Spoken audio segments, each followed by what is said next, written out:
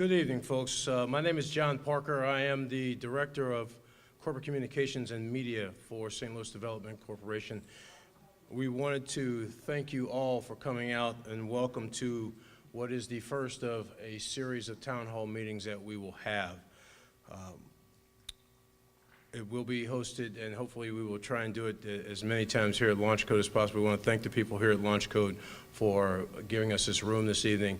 And you would not have believed when I said we need to get the room set up. They mobilized this afternoon, and they put these chairs up in about 10 minutes, so they did a great job. We hope that by attending these town hall meetings and asking the questions about important issues, that the citizens of St. Louis can be more informed of both the projects and the inner workings of SLDC. Many people in St. Louis don't even know have no idea what SLDC actually does, and the organizations that operate under its umbrella. In your seat, when you sat down, you found a piece of paper.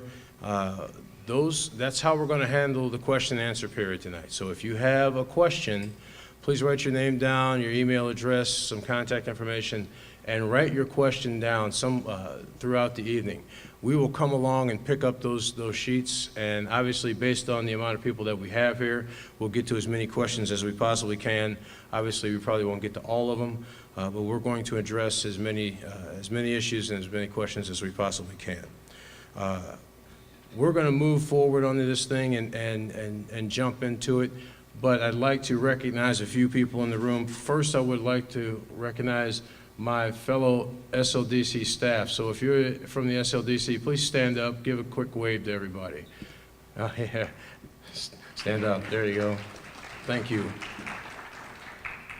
Also like to recognize Linda Martinez. Where are you, Linda, from the mayor's office? There she is right there. Linda's in the room.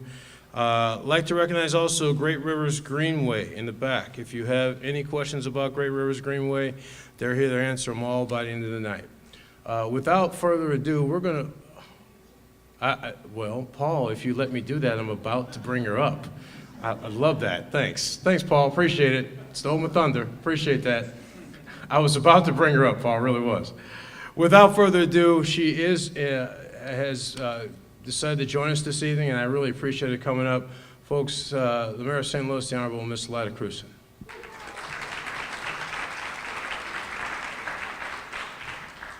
Thank you all for letting me join you tonight. Thanks to all of you for being here. I hope this is informative for you.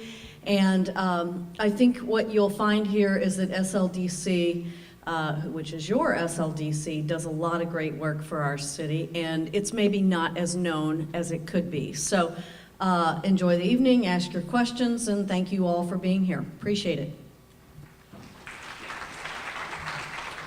Thank you, Mayor Krewson.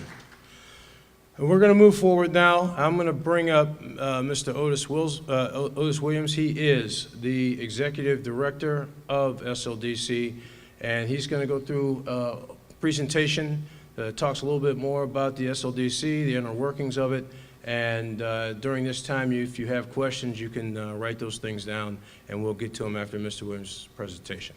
Mr. Otis Williams, please.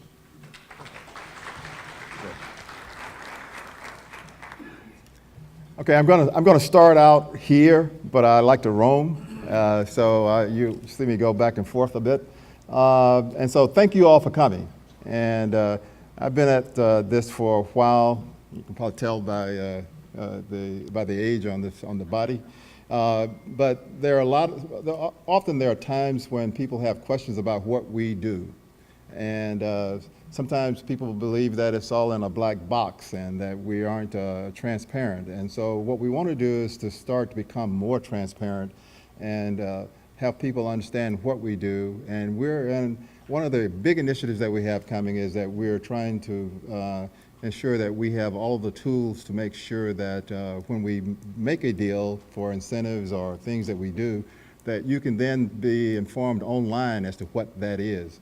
But for right now, where we are is we have a number of things that we do. And so what I'm going to do tonight is really to tell you a little bit about SLDC, what are some of the things that we're doing, give you a little review as to what the last fiscal year may have looked like in some aspects, And at the end, we're going to talk a little bit about some of the initiatives that we have ongoing, and then allow you to ask questions.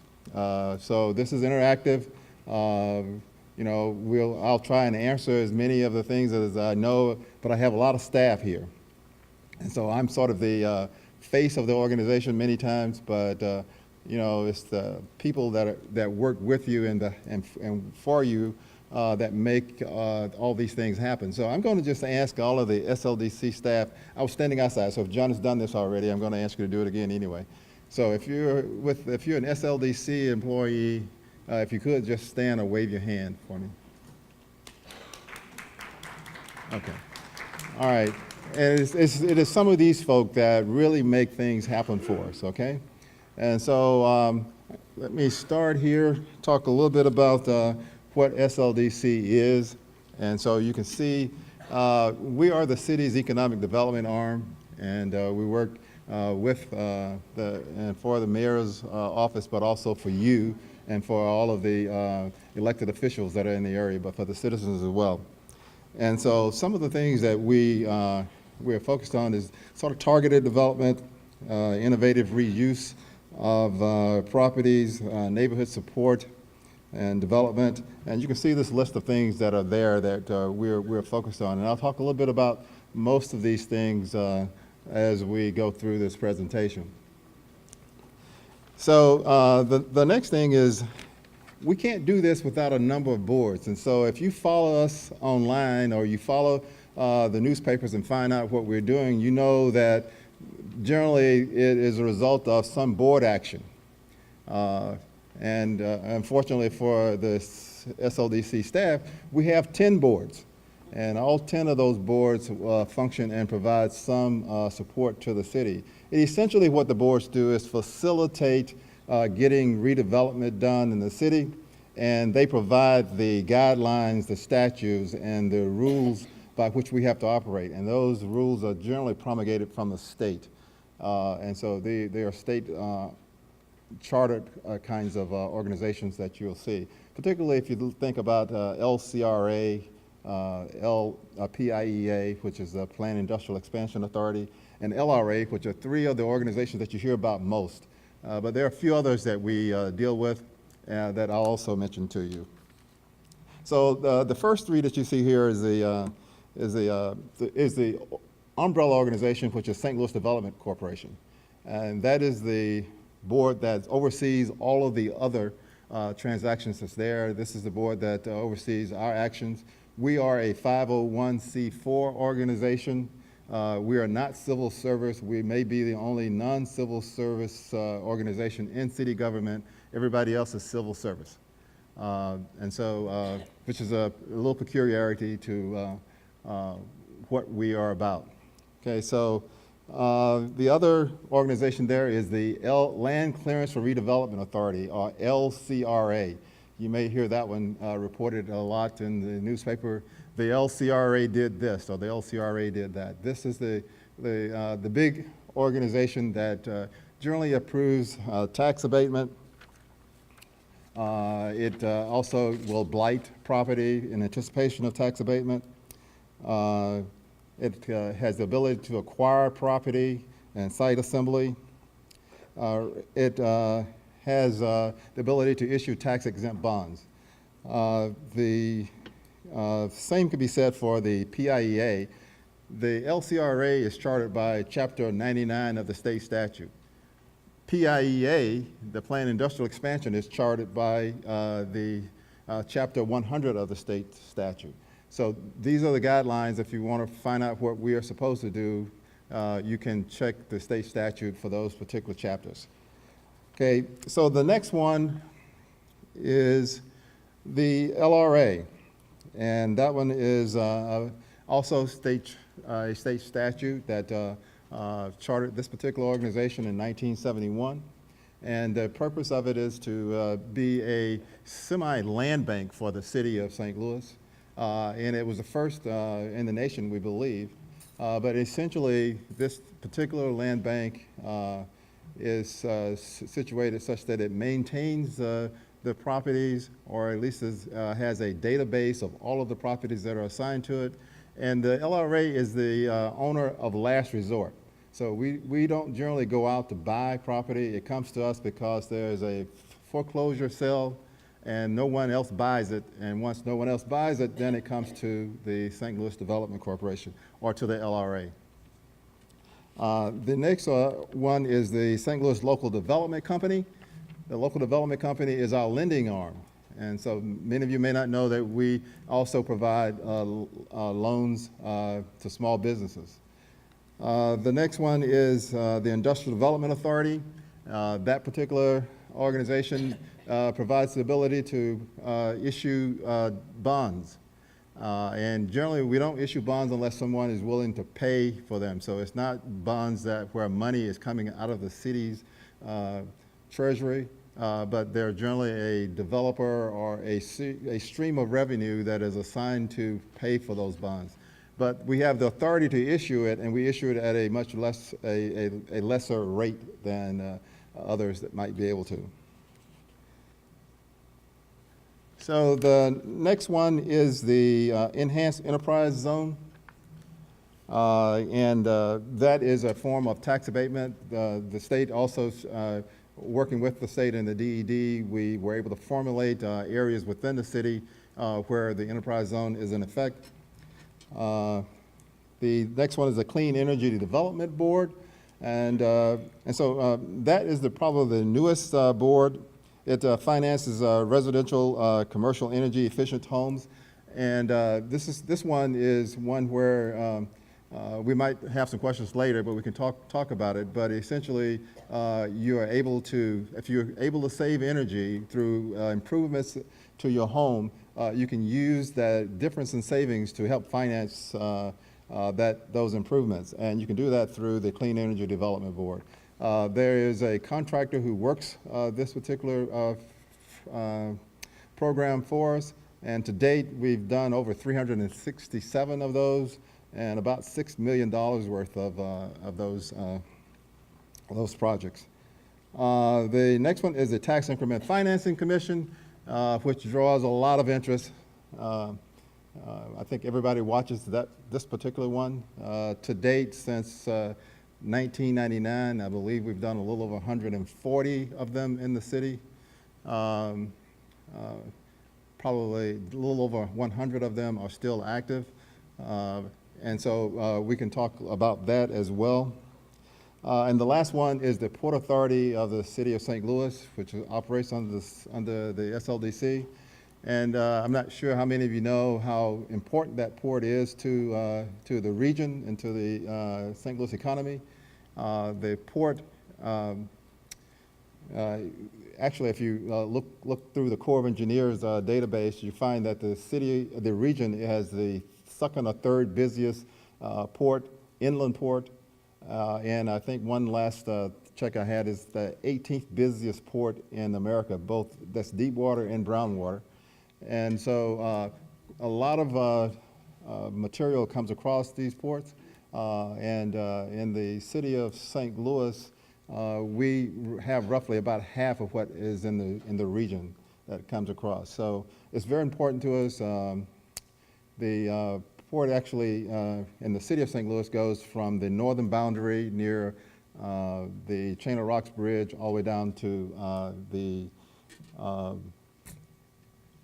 what's the name of the creek?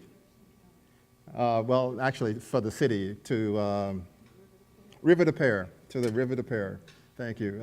So it's 19 miles, and it follows there. Generally, it goes into up to the eastern boundary is Broadway and Highway 70. When it gets downtown, it comes in and goes up to Tucker and goes down and then back to Broadway and goes south. We are entertaining ideas to expand the Port Authority boundaries to the entire city of St. Louis, because that is generally the boundaries that you find in all other jurisdictions in the city and elsewhere in the nation. So for whatever reason, when our founding fathers put it together, the port only had restricted boundaries. So we're gonna expand those boundaries such that we can take advantage of some of the tools that are available through the Port Authority. So some of our partners that we work with to get redevelopment done includes the St. Louis Economic Development Partnership, the St. Louis Regional Chamber, the Downtown STL, which may not be on this chart here, but the Missouri Department of Economic Development, the DED, the neighborhood CDCs and neighborhood organizations that are out there, the local, state, and federal elected officials, and other city development agencies. And we work with other federal agencies as well. I see James Hurd is here. We work very closely with folks like HUD and with a number of other federal agencies to make sure that we can get things done. And it takes a team effort in order to get it done. And so sometimes you can see a lot of coordination going on and it may not move as quickly as we might want it, but it takes that team to try and get it done. So sometimes I have to take time to just talk about the region in which we exist, the city of St. Louis. So you can see that the region is 15 counties, roughly about 7,800 miles. And when you think about it, when I talk about the city is only 62 square miles within this region. And so we think about the importance of what St. Louis is because we are the signature. When people talk about where you're from, we talk about St. Louis for the most part.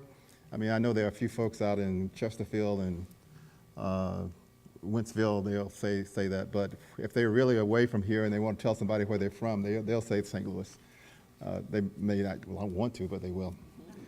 Okay, but St. Louis is the place where we are all from, and it is the signature, which is why it's important that the city thrive. So you can see some of the other stats here. We're the 20th largest metro, and the economy is thriving. But also, you note at the bottom, you can see that there are 9 Fortune 500 companies and roughly 19 Fortune 1000.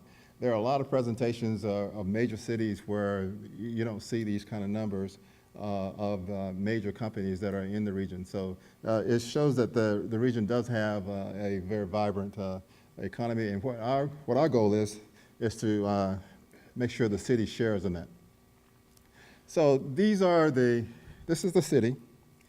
And you can see roughly that the city of St. Louis has about 8% of the jobs and about 12% of the total wages.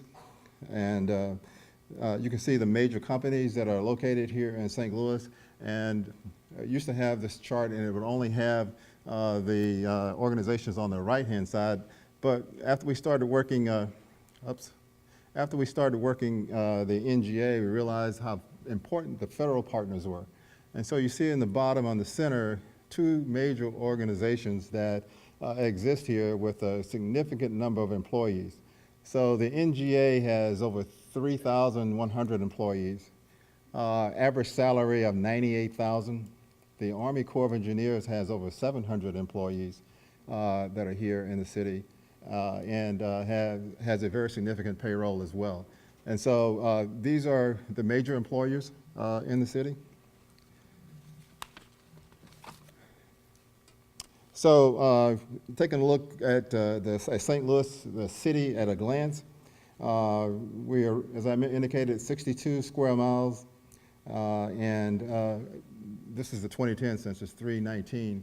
And so we know we're according to the updated census, we're somewhere south of 310 at this point. But we are hopeful with all of the construction, particularly the housing units that we see going on, that we will maintain where we are or maybe even grow a little. Okay, so these are some of the key projects that are planned, underway, or recently completed. And so just understand that this is just a snapshot of some of the key ones that are there. And so they're very significant ones. And this is our attempt to help grow density, but also to bring jobs to the region. And you can ask questions about some of these after we get to the Q&A side of the house.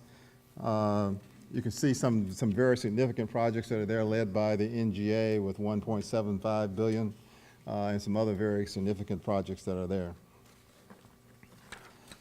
So we also work with our CDCs and our neighborhood organizations and other nonprofit organizations, and this is just a list of some of those. I see Kevin Bryant here from Kingsway. We're continuing to work with them as they come up with ideas on how to address issues in and around the area.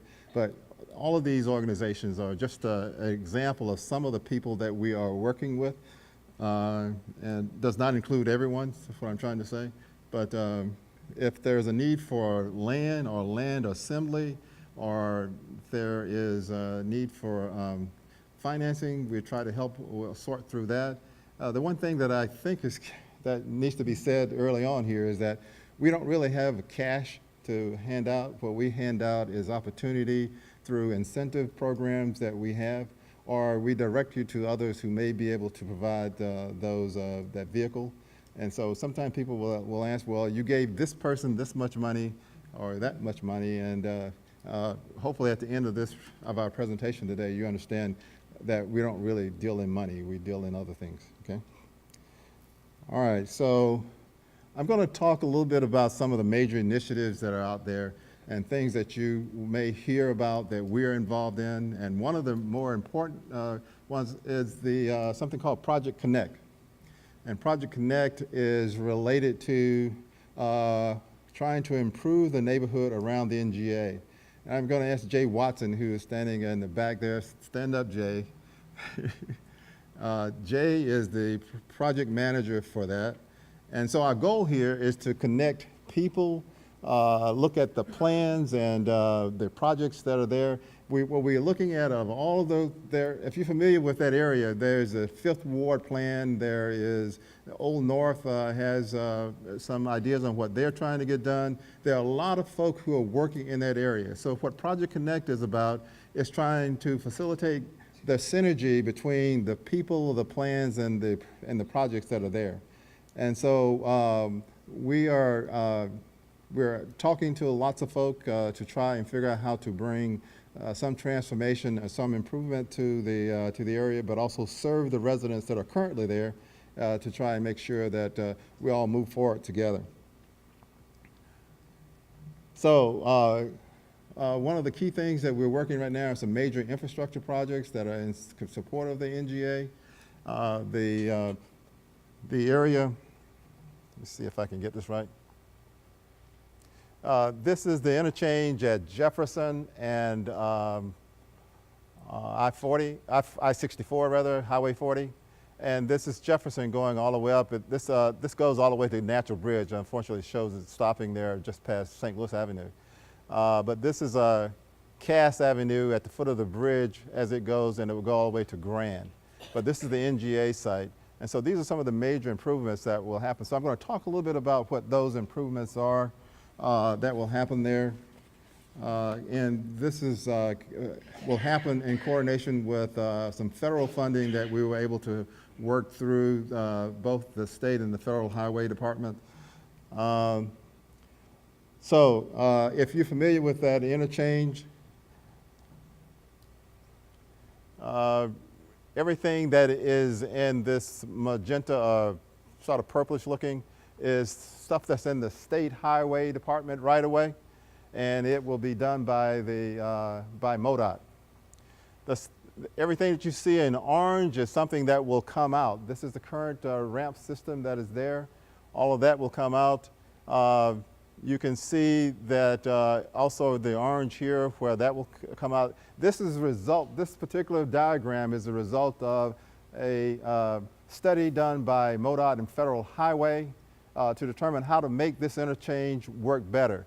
The goal is to have ramps coming from the east where you can offbound at Jefferson, but also be able to get on at Jefferson and go east.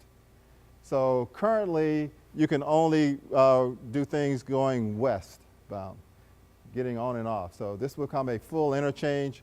But you can see everything that is in blue will be things that will be the city streets. And so we've been working through East-West Gateway to try and ensure that we can get those put in place as well. So you can see the reconnection of some of the streets that are here as it goes up. And this is the intersection of Market and Jefferson and Olive and 22nd here. So that's the extent of the improvements that is here. Likewise, over here, you're going to see improvements on Jefferson from Market going up past St. Louis Avenue to Natural Bridge. So it shows all of the improvements in the lighting, but it will change the streetscape as well as you go forward on Jefferson.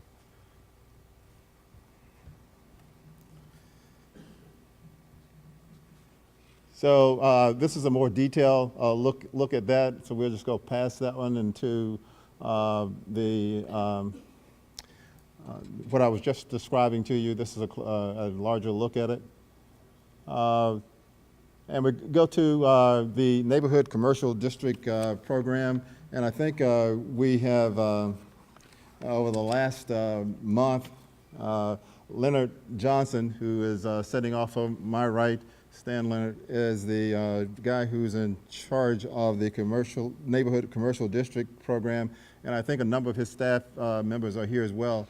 But they have hosted 3 open houses, town meetings, where they have been taking input to try and figure out how to give, I won't say give, but how to grant and allow you to use up to $20,000 for each of these grants to try and get businesses, the facades improved and to help the businesses improve. So this is $1 million that has been set aside for this particular program that essentially is looking to try and cause these facades along these businesses to improve. Sometimes you ride around and you can see some of these awnings that were previous year programs that we funded. So we continue to look for opportunity. And so there's an application that is due, it was due Friday. It's due Friday. And so at that point, it will be reviewed by a team that will review it. It's very similar to what CDA has been doing now for housing and what the Affordable Housing Commission has been doing. So we intend to do this on an annual basis as we have funding identified to be able to help businesses in the area. So just a quick summary on our lending program. We, in the last fiscal year, did a total of $2.2 million in business loans, which leveraged about $7.4 million of private investment, creating new jobs of about 100 and retaining about 17. But we worked through that using a lot of funds that are provided to us from the Economic Development Administration, from the Community Development Block Grant, and from some other programs that we have to be able to loan these funds. Any individual can apply and it will go through the loan committee and essentially able to support if the request can support it financially. And these are reduced criteria as opposed to a normal bank criteria where we will try and help businesses, small businesses for sure. Now, we can go with 504 loans and 7A loans. These are small business administration loans. Or we can go with the traditional revolving loans that we have up to $300,000.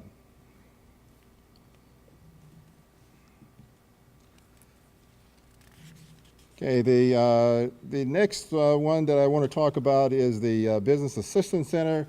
And Paul Beckerly, who is the director and lead of that. If you ever need assistance when you get to City Hall, search out Paul, room 421. Paul, raise your hand. He's standing in the back with the white hair. So last year, he served 624 customers, if you will, trying to assist them. This is just people who needed to have assistance on just the business. But in addition to that, the graduated business license, people who are trying to do that, as well as occupancy permits. So if you go to City Hall and there's a question about how to get business done, or if you need help with just getting a permit or anything like that, you go to room 421, and there are like 4 or 5 people that are in that office there that will help you. Okay, another major strategy that we're working, and this is the mayor's one of her top priorities. She always tells me NGA is number 1, but this is like number 1A. And so we like to ensure that we address this issue. What is Austin Albert and Laura Costello? Okay, Austin is the guy who is a key person. He's a new hire. Laura is like me. She's been around for a while, and so when we call her name, it's generally because someone has said that she's done something wrong, right? But that's not so. The reason that Laura is important is because she maintains about 12,000. She and her staff about 12,000 parcels. But Austin is here along with Patrick Brown from the mayor's office and a whole team of folk that we have established to try and ensure that we build a collaborative, if you will, that will address vacancy. And so this is one of those things that we have taken a look at. You can see the 5 premises of this strategy, and I won't go into great detail, but when we get into the Q&A, we can talk about it. But essentially, we're addressing the data part of this, and we have a number of partners who are working with us on that to try and ensure that we have that in hand. But as I indicated, we decided to address part of that by hiring Austin. There's also a new hire with the folks at the Community Builders Network to be a coordinator between the public and private portions of this strategy. And we have a staff member who's new on staff with us, who's looking at the vacancy portal and how we interact with the folks at MSD and with all of our other partners who are working at SLACO and others who are out there who are trying to ensure that we get this right. We have a coordination with the folks at Legal Services, where we have a new hire there. So we have been assisting in trying to get new people on board, because one of the things we found in the past is that we were busy just getting our jobs done and not addressing the new initiatives and being able to look at the new ideas that might be such that we could make this program better. So as you ride around, you can tell that vacancy is an issue and is one of those things that we really need to pay some attention to. Okay, so the second one on that list there is reducing the number of properties in the LRA inventory. And so we are all about any ideas that people may have that might help us with that reduction. Some that we've come up on our own include the Finest 15, working with SLACO, the Mold-to-Own program, and we have place-based RFPs, which we are writing for various locations throughout the city, where we're trying to ensure and offer opportunity for those of you who have the wherewithal to be able to develop and reuse some of the properties that we have. The third piece is increasing the code enforcement for irresponsible property owners, and that one is a high priority as well. Allocate more funding for demolitions, and as a result of the new city budget, and I think the mayor's priority, we are now looking at over $3 million on an annual basis over the next few years, as well as the monies that we have a relationship with MSD on to ensure that we can use up to 13.3, I believe it is, $3 million that they've made available for their program through trying to ensure that we address the drainage issues that causes them a big problem on their system.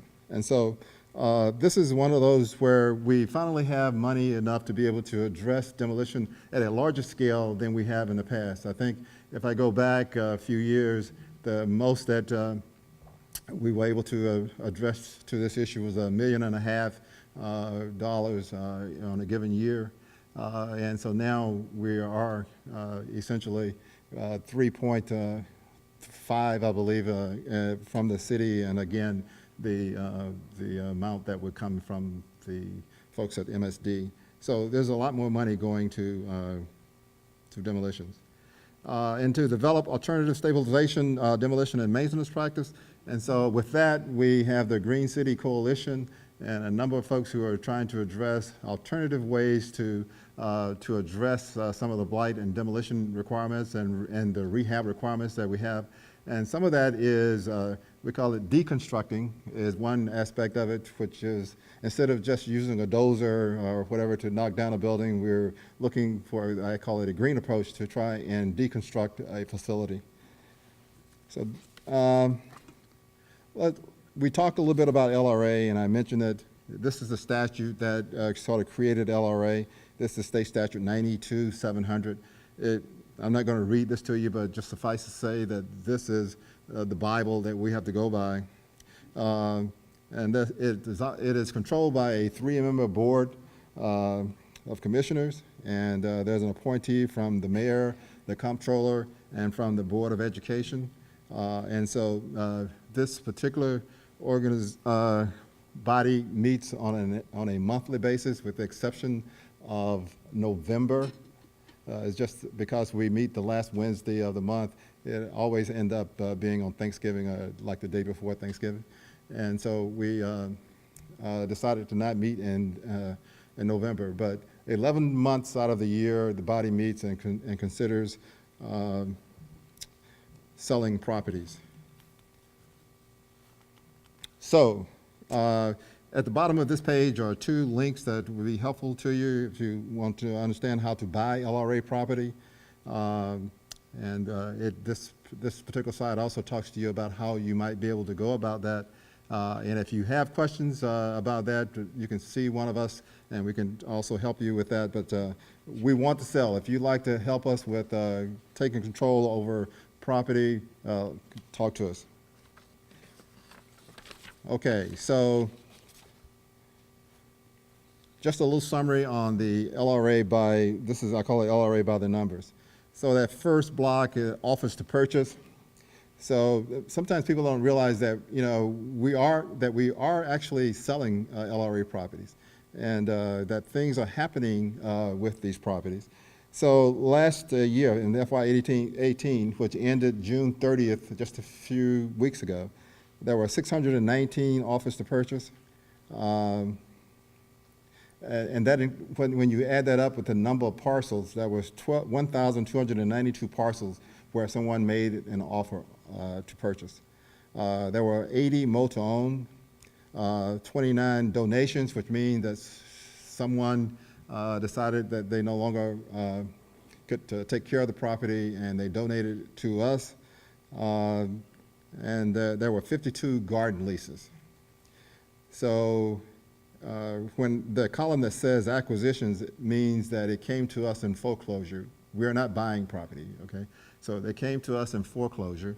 So at the end of the 5 tax sales, if no one buys those properties, then they end up in our inventory. You can see the difference between FY 17 and 18. You can see the number that was actually sold and the number of demos that have occurred. Okay. All right, so another major initiative is the economic development strategy. And on this one, we sent out an RFQ on June 21st. The qualifications were actually due back to us on July 20th. We received 17 submittals, and they were all from very qualified firms. A panel was convened. A 5-member panel was convened, and they shortlisted 6 firms, the 6 that you see here. They are nationally acclaimed firms that a couple have done work in Detroit and other places that we think may have some merit here. The proposals are due early in September, and the final selection of the firm will actually be in September. And so the reason I mentioned this is that this is would be sort of the kickoff to doing an economic development strategy, or trying to figure out a plan to how to address a number of issues in the city of St. Louis from an economic development perspective.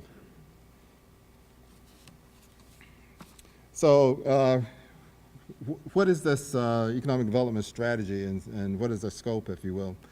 The focus areas is doing a market and industry cluster analysis and growth. This is understanding that we have some industry clusters like NGA and geospatial, and there are some other industry clusters that we can take a look at. And so we'll take a look at that. There's neighborhood economic nodes. This is trying to understand where we have strong neighborhoods and where there are weak ones. How do we make the weaker ones stronger, and do all those things that, identify those things that we need to try and ensure that there's growth there. Trying to figure out how to make sure that we can drive talent attraction, quality of life, and ultimately the population growth and economic growth of the area. And so other areas of focus, you can see there, business retention and expansion, tourism, entrepreneurial and small business, incentive strategies, and downtown development strategies. These are some of the things that we are asking the consultant to take a look at. And this is one of those where it will have a lot of public interaction. And so there will be more meetings like this one where we will be talking to the citizens of the city to talk about what, in various sectors of the city, what can we do to try and help foster redevelopment and growth within the city. So the next slide here is another initiative, which is the Redevelopment Fund. This one is just an early discussion, but I present it just because I want everybody to know that we're thinking about how can we bring money to struggling neighborhoods. And so there is lack of access to credit and capital all around. And so one of the things that we're trying to do is to ensure that maybe we come up with a pot of money that we can use to have as a collateral, if you will, for those who are trying to borrow money. So if you're borrowing money from a traditional lender and you are having that difficulty, maybe the collateral can come from this redevelopment fund.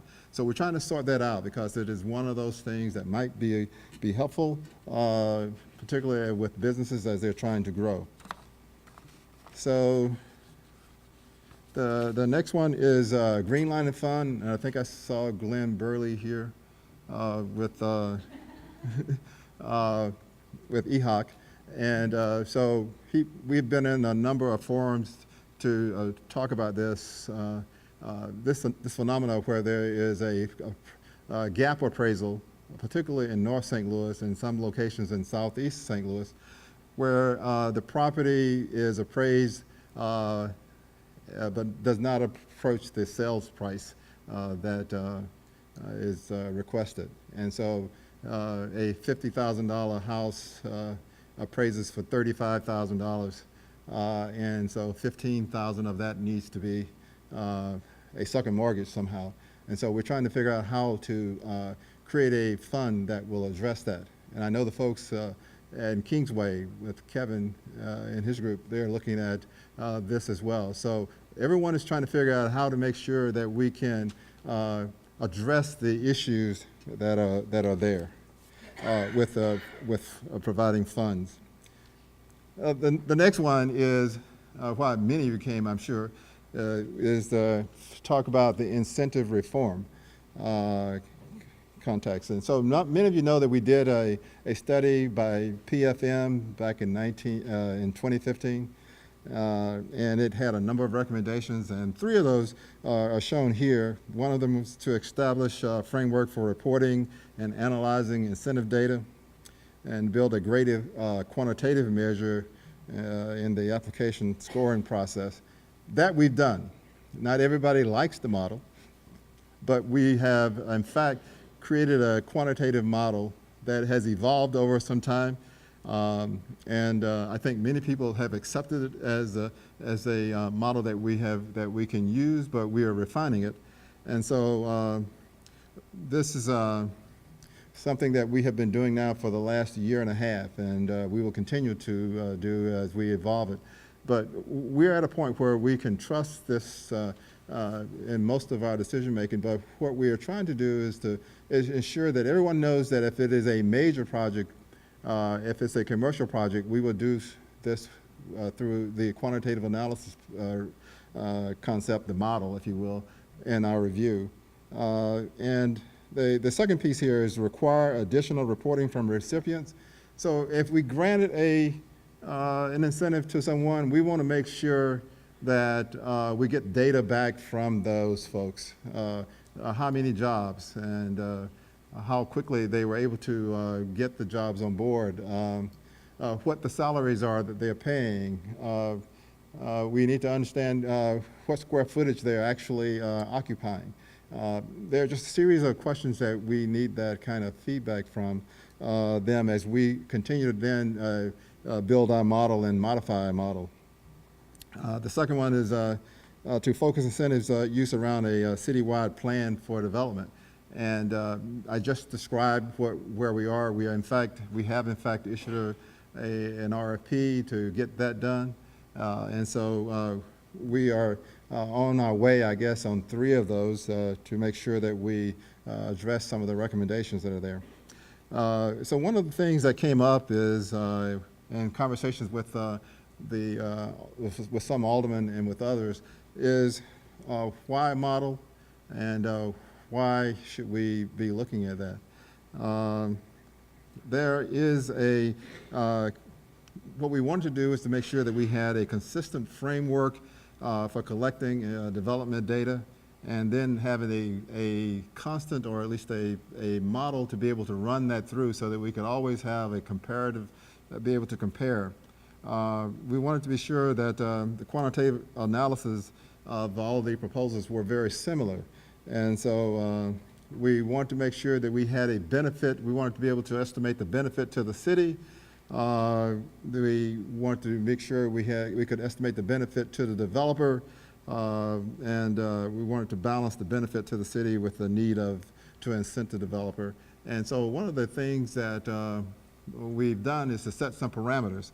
And so we can talk in some detail about the model, but that is, let me go to the next slide. Maybe I can talk a little bit about it. And let me get out here so I can talk to it. So if you look at this line here, this is a typical project. I just got, this is not necessarily a project with numbers to it, but it's just sort of an example. But it's most often works this way. This is, if we don't do anything, this is the taxes that will be generated.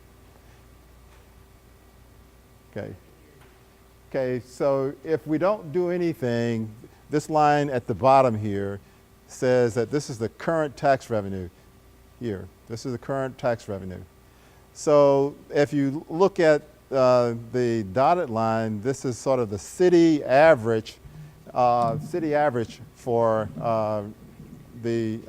for redevelopment of potentially of a project. But if you look at the blue line, this is sort of the neighborhood average. So we compare a lot of data. We gather a lot of data about the various neighborhoods that are around. If you look at the red line, this is sort of the sustainable revenue target that we have. So then let's go to what if we did incentivize a project. You can see that immediately we start here, but we get up to the neighborhood average. But this is for a 10-year project, essentially. So we're going from 2019 to 2029. At the end of 2029, you can see the impact, or at least the growth that is for a benefit to the city, and how that line goes above there. It's just sort of an example of what tax abatement, if you will do to help provide revenue to the city. So one of the things that we can talk, there are other examples. I probably could use examples with tax increment financing, and they're even much greater disparity within those lines. The question always is what about the foregone revenue? And most people will have that discussion that, or at least they will say that the city is paying a developer, and that is not so. What we do is allow for a project that to earn its way, if you will. So the economic activity taxes and all of the funds that are generated that goes into the special allocation fund is then shared by the city on a 50-50 basis. 50% going to the developer and 50% to the city. Generally, it's based on the fact that these are new revenues that are coming in. And so I'm sure we'll get some questions about this. So we'll talk more about it, and I'll enlist the help of my worthy and hardy staff here to help us explain all of the great details. So I'm getting the hook, and I will move on. So the next one is why a map. Well, let me go past that one. Let's go to why a map. There was a request to maybe simplify this so that everybody would have a sense of what and where a tax abatement might be warranted.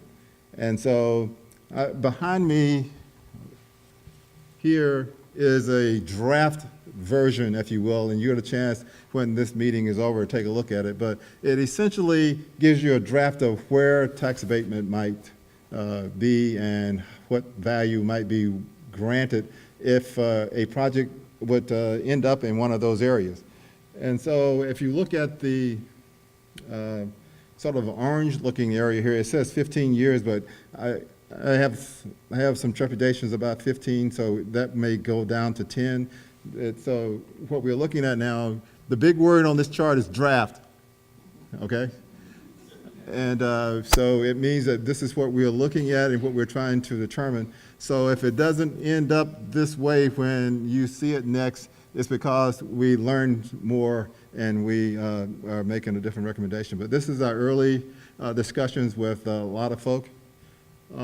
If it's in the green, it means that we are generally looking at no tax abatement in that area. So you can see that there's a range of years and configurations that are there that we're looking at.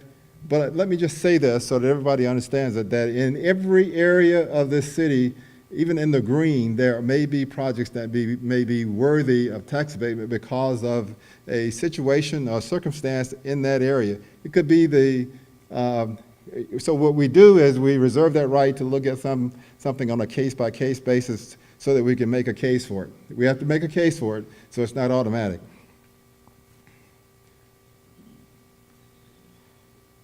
Let's see. Let's go on down. So our goal here is to effectively utilize a map for projects under $1 million, and this is what this map here is. So we're looking at residential projects under $1 million that, in fact, will be subject to review, if you will, using the map. So we're always seeking comment, and hopefully we get feedback from you today. This will take into consideration the income, home value, vacancy, rent, the development activity, building permits, and building permit values. Those are the kind of variables that we are looking at. So I want to address this one because it hit the paper. So there was a discussion about building permit activity and tax abatement. And so I wanted to go back and take a look at it.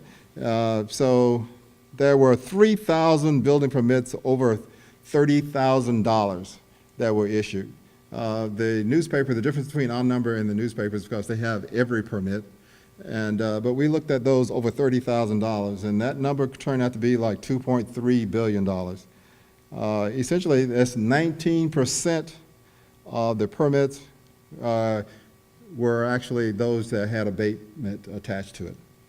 22% of the permits estimated cost, which was like $514 million.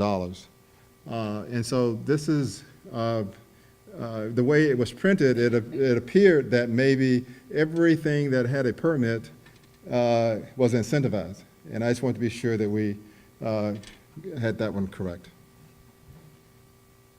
Another one of our key areas is minority business and compliance. I'll let you take a look at that. One of the key things here is that we are looking at trying to ensure that everything that's incentivized in the city does include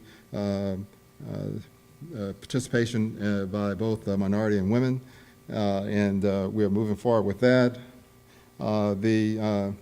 We try and do this because we want to help businesses move forward, and we work in partnership with our folks at Slate, particularly for workforce, work with the Contractor Loan Fund, the folks at Justine Peterson, and the folks from the Small Business Development Center. All these folks are very helpful in this arena. The next initiative is Smart City. We are focused on trying to ensure that we are able to utilize the tools to access the internet and have great technology outcomes. And there are economic development outcomes. And so as you can look at this, I'm not going to read this to you. You can see some of the key things that are there. But one of the key things is to make the access to the internet affordable to all citizens in all homes. And accelerate the deployment of new technologies and the 5G wireless technology across the city. And so these are things that we want to get done there from an economic development perspective.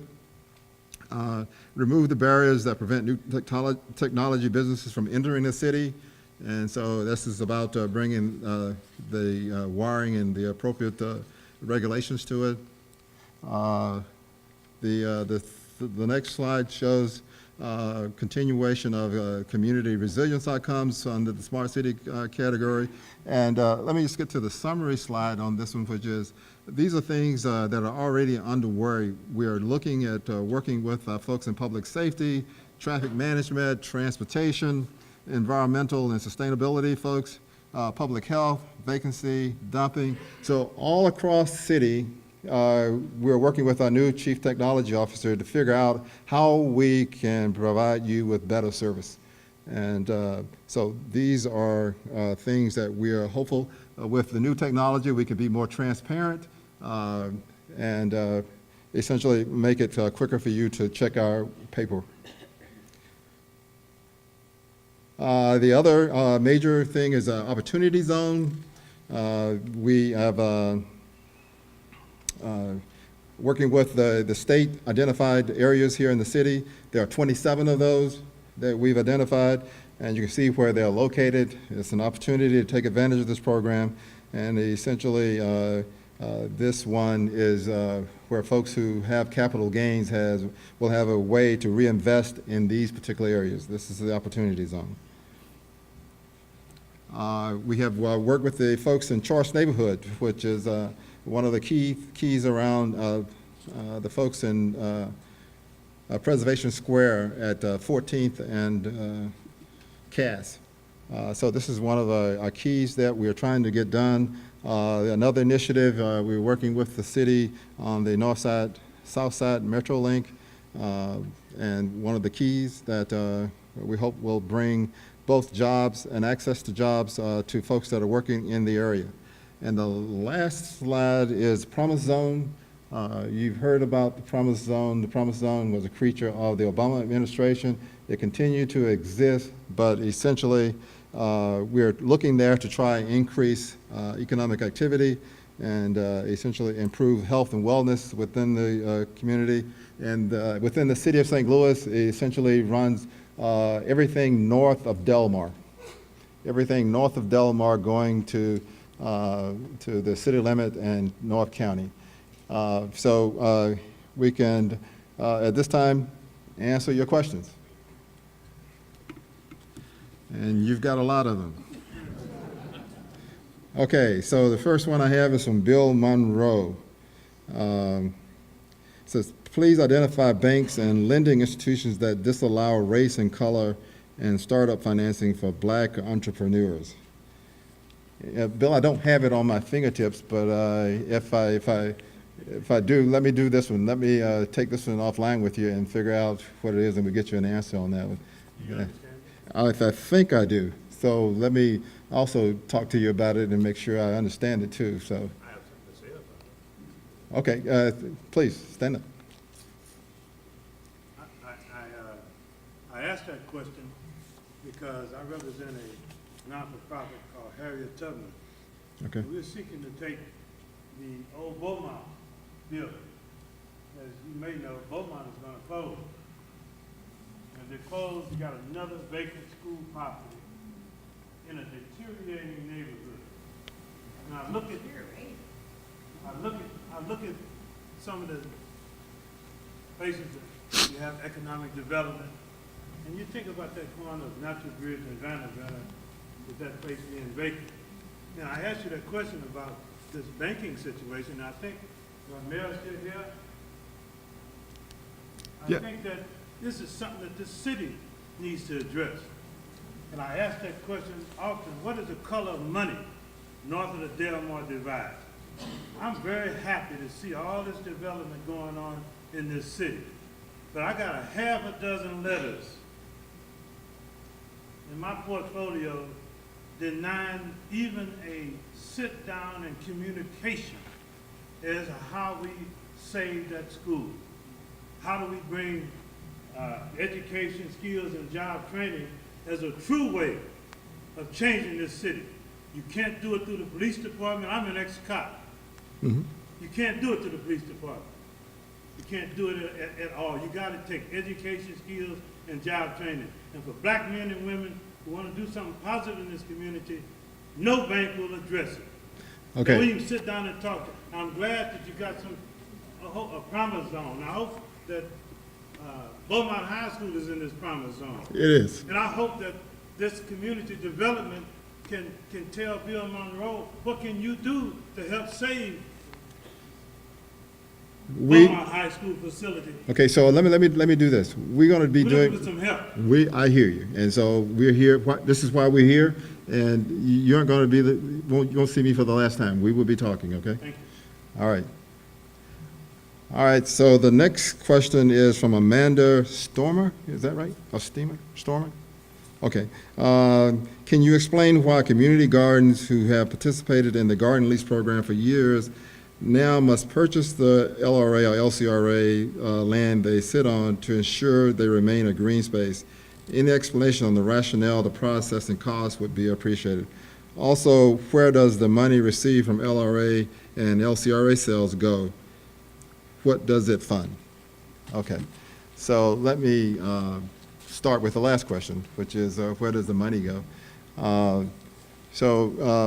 The St. Louis Development Corporation is not funded by the city's general revenue. And so the way that we maintain existence with staff and function is through the fees and other things that we do. But it also goes to maintenance of the properties as well. So we have, when it comes to maintenance of the properties, we have a shortfall. So we provide monies from other locations within our organization to help do that.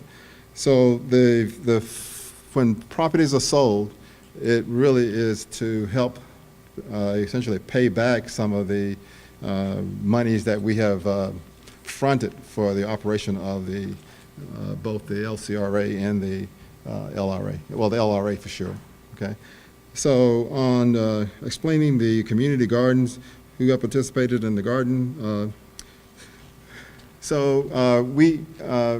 One of the goals of LRA is to put everything back on the tax rolls.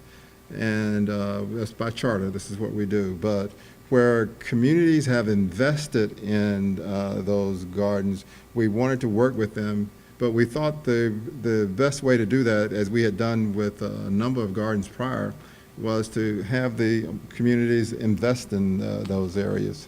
And essentially, if there was a desire to have those gardens for a long term, that they would organize themselves and then essentially purchase the land at a reasonable price. Is what we were looking at. If absent that, if there was someone who came along who wanted to buy the property and then put it back on the tax rolls, it was one of those things that the board would have to consider, because their first charter is to actually put it back on the tax roll. We know that there's a strong desire for green space and others. And so it doesn't mean, you know, in your question you say absent, you wanted some assurance that you would continue to have it. And so the idea was to ensure that if you wanted that assurance that you would then, you know, purchase that. So that was where we were going with that. And so I think at this month's LRA, I think we will probably, is it this month, Lauren? This month, we will essentially consider all of those offers that we have. Okay. The next one is from Pam Olivieri. Are properties that Paul McKee purchased or invested in now available? Is his role as an investor still in place? So I think the official answer is that the city has terminated our redevelopment agreement with Northside Regeneration. The properties that Paul owns, he does own them, and so we don't have control over those as we speak. I think the answer is they are not available except through purchase from Mr. McKee at this point. Okay. Charles Barrows or Burrows? Burrows, okay. With being a part of trying to redevelop the damaged area, lots and vacant buildings, does my personal credit play a factor? Yes, it does, and to a degree that unless you have, we always like to give everybody a chance, so there's not like total death knell, so just come in and talk to us, and maybe there may be some way that we can work with you. Sweat equity goes a long way for, if you're talking about LRA property. Is that what you're talking about, LRA property? Okay, so if it's LRA property, you don't necessarily have to have I call it a sterling track record, but it does mean that what we want to do is to make sure that you can actually do the project. And for a long time, in years past, we would sell property and to individuals who had no wherewithal to be able to get anything done. And so they would own it for 3 years, and then it was back on the tax rolls again, and we had it back, this time in worse shape. And so what we wanted to do is to ensure that if you were to take advantage of the LRA property, that you could in fact then do something with it and move it along. The next one is from Pat Miller. LRA is known as a slum landlord. Why don't they upkeep properties they own and are abandoned, maintain cutting grass, and board up? Okay. Okay. So this seems okay. So let me say that our goal is to do better, which is why we have the vacant land initiative. And so we'd like to get rid of as many of these properties as we can. So what we're trying to do is to maintain 12,000 properties with 8 people.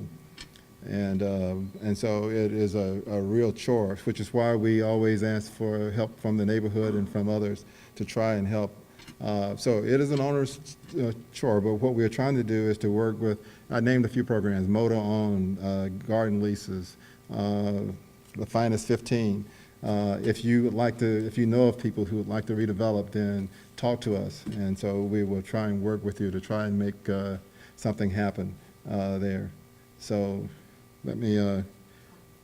But you know, in the meantime, while you're doing that, and the building stays abandoned, it brings our property back. I agree. So let us do something here, Ms. Miller. Let me identify, and generally, I won't say the noisy wagon gets the grease, but let us figure out where your property is. But what we need to do is to be able to answer all of the Pat Millers out there, because they are all over the city, similar situations. And so what I'm describing is we need help. Okay, and but we can, if you call us, we will definitely respond and come to your property. Okay.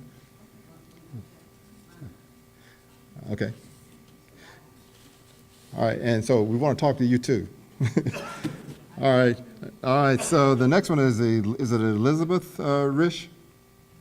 Okay, what role can SLDC play in supporting community benefit agreements that are led by the community, legally binding agreements, and enforceable by the community?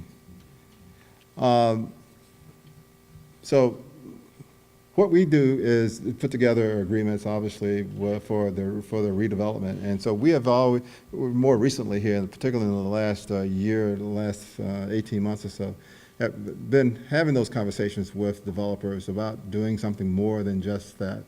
One of the things, though, that we find here in St. Louis is that, unlike what many people write, is that people aren't knocking our doors down to come and do redevelopment.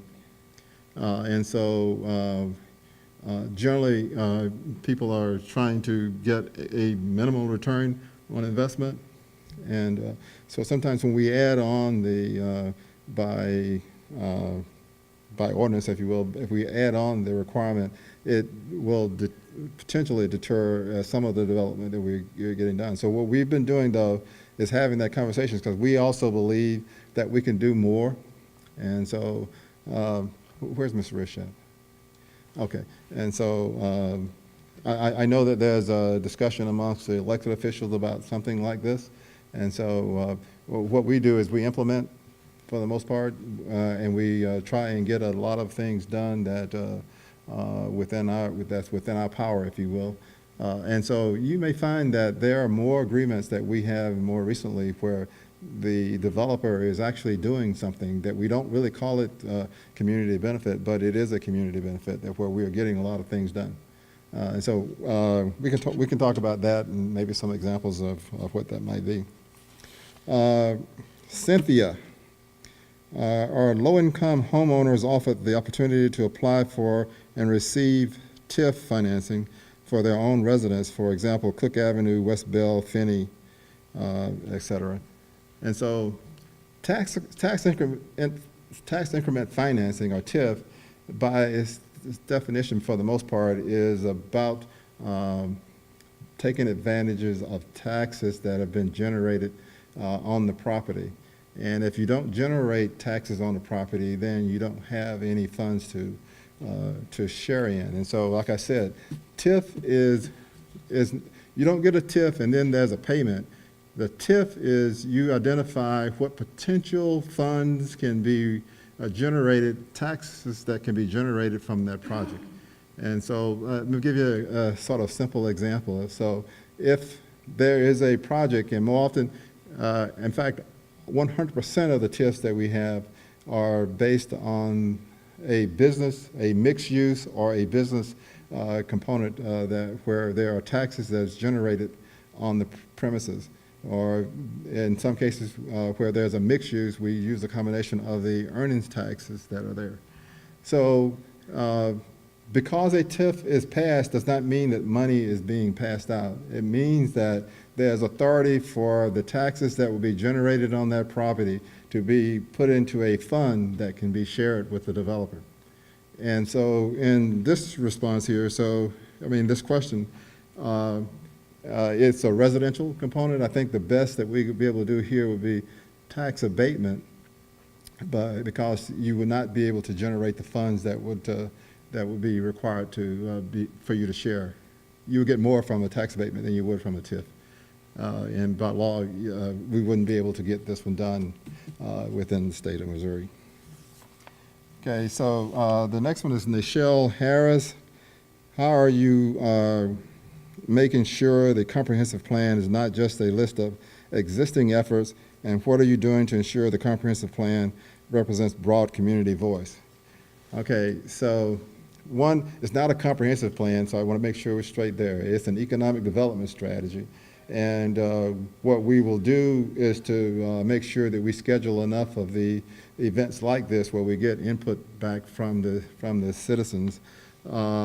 And one of the things that we had in the RFP, if you go online, you can see the RFP. We essentially identified all of the work that and plans that have been done thus far made those available to folks, so they don't have to redo a lot of stuff that we've already recently done, taking advantage of the work that's previously been done. And so when the group that we hire, we will ensure that those are some of the guidelines that we have, which is we don't want to recreate work that we've already done, take advantage of what we've found, but also we want to make sure that we listen and hear feedback from the citizens. No name, but it says, how is the North-South Metro line going to serve and prioritize existing residents over future NGA employees? I don't think it does. I don't think there's any way to do that. I think what we're doing is routing it in a way where we have maximum use. Part of the requirement for getting federal funds is to ensure that you have ridership. So one of the early riderships potentially is from some of the number of employees that would be at the NGA. So I don't think that you prioritize over one over the other. I think you essentially will basically have users along a line, and the study itself will generate where that line will be, and that has been what has been defined by the studies that have been previously done. Jessica Payne, if the city is ending McKee's development rights, how will they ensure that community benefits agreements will be included in future development surrounding the NGA site? What we will do as we look at, in fact, we are looking at how we will advance the redevelopment going forward. But we are in that period right at the moment where we have some legal things that we have to consider, and so any discussion I have right now about what I will do, and that is not necessarily the smart thing for me to do here in a public forum, okay? Okay, but we will have some plans going forward, and Jessica, you know I know you, so we will have future conversations. Okay. Glenn Burley, okay. With St. Louis City's population loss being driven by black families leaving the city, will SLDC and the city be working on their plan to stop and reverse the continuing decline in black population? And you know, I think it's a combination of a lot of things that we need to do. I think working with you on greenlining to try and, you know, my goal is to try and get black families back to the city. And so I'd like to be able to make it such that people can buy property, rehab it, get it in better shape, irrespective of color or ethnicity. So, but I would like to make sure that does occur. We do have an exodus, and we see it, we acknowledge it, but we would like to cause for the redevelopment to occur. And we can see it happening, really, if some of you are familiar with what is happening just north of Lindell, as you go north along Sarah, along Boyle, at Finney, and at Martin Luther King, and you can see some of the redevelopment that is actually trying to reoccur as we move north. And so our goal is to build density within the neighborhoods as we are moving there. And so our goal is to build density all over the city. And so, which is why it is really important to have density in the central corridor, which is where funding and the taxes that are currently being generated to help fund services in the city is so important that we continue to drive that. So I think part of our economic development strategy, some of what you just asked, I think is going to be some of the things that we will try and get discussion around during the course of that study. So I have David Dwight. What specific strategies is SLDC using to incorporate a racial equity lens, and what indicators are you tracking to show success?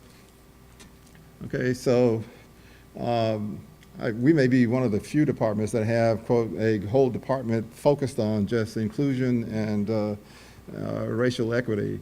And so, but what we do is in every redevelopment agreement that we have what I call rules of engagement when it comes to that, requirements that people have to meet. But it's also about training and people being sensitive to that racial lens, if you will, looking through things through different means. So I'm also going to get another hook. Okay, so the idea here is that we will always look through to make sure that we are treating everyone fairly, and but part of that is actually making sure that employees have the actual training to be able to be sensitive to what they're looking at when they're reviewing. And so we have participated in some of the workshops that the city has sponsored, and we will continue to do that.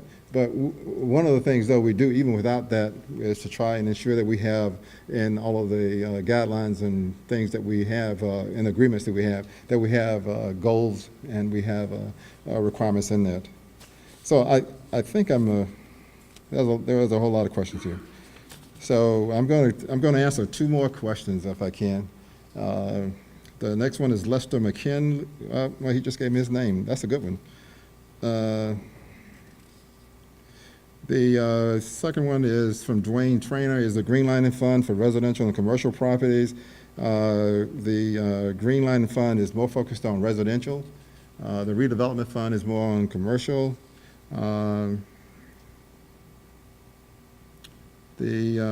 Greg, is that Machard? Says vacancy strategy is not a strategy. Where are strategies on a neighborhood?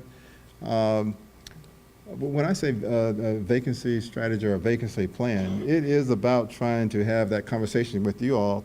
We have to start someplace, right? And so we have come up with some ideas on how to tackle vacancy. And so many of you know that I'm a military person. We always put together, quote, plans. But whenever we went to war, the plans changed, right? And it means that as you get into battle, you figure out there are some things that you need to get done. And so we're about making changes on the battlefield, if you will. So if you have some ideas on this, just let us know. But for right now, we're operating from the plan that we have, and we think this is the best path forward. Okay, so this is the last one. Gwen, is that Koshel? Okay, can you purchase LRA property to flip?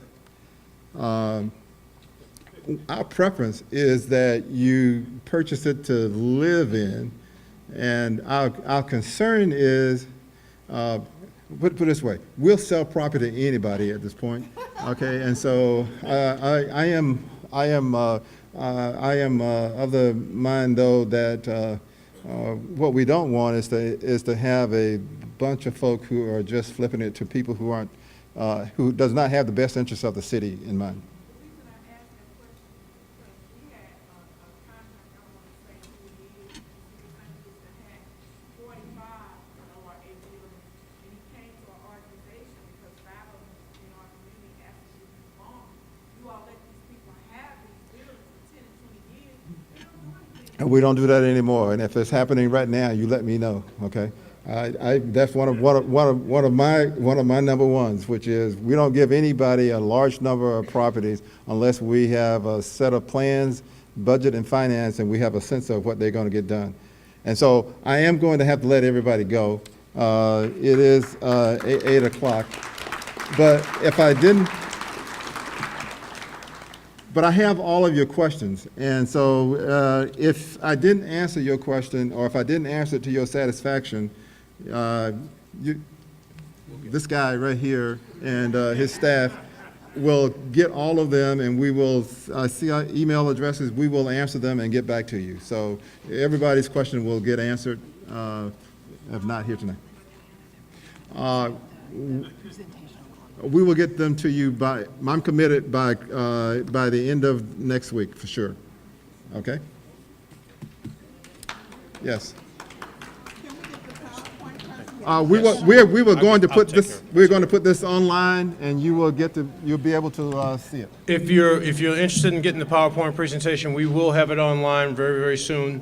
If we did not get to your question, we will get your question directed to someone who can get you an answer, as long as we have an email address on your question. Thank you very much for coming out. Pay attention, and we will let you know when the next town hall meeting is. Thanks for coming out, and we appreciate it. Thank you.